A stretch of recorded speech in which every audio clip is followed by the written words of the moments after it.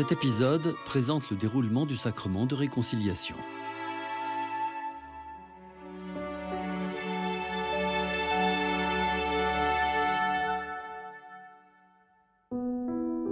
Lors de la confession, le baptisé vient avouer ses péchés pour demander et accueillir le pardon de Dieu.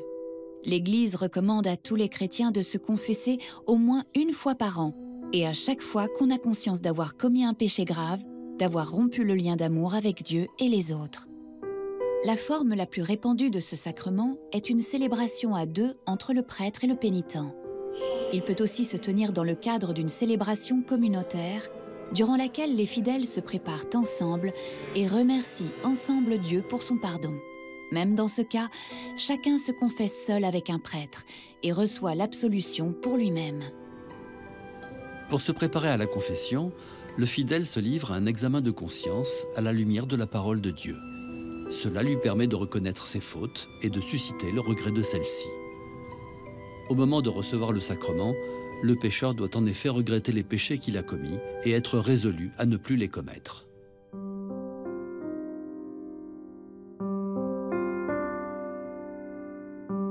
Le prêtre accueille celui ou celle qui vient se confesser avec respect et attention. Tous deux doivent se reconnaître comme frères devant Dieu. La rencontre se noue dans la prière. Tous les deux font le signe de croix et le pénitent demande au prêtre sa bénédiction en disant « Bénissez-moi mon Père, car j'ai péché. » Au nom du Père et du Fils et du Saint-Esprit. En réponse, le prêtre le bénit au nom du Seigneur en l'invitant à la confiance. Pour éclairer votre cœur et vous ouvrir à sa miséricorde. Le pénitent est invité à venir en ayant déjà lu et médité un passage de la parole de Dieu. S'il ne l'a pas fait, le prêtre peut en proclamer un, ou ils peuvent lire ensemble le texte de l'Écriture.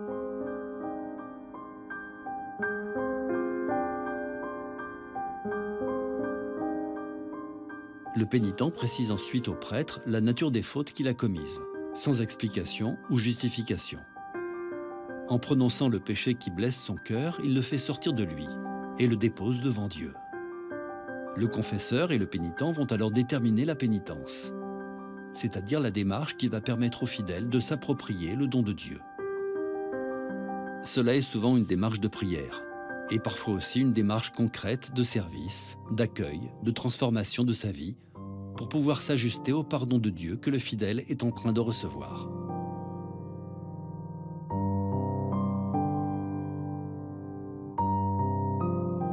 Le pénitent se met si possible à genoux et exprime son regret pour les fautes commises et son désir de ne pas recommencer.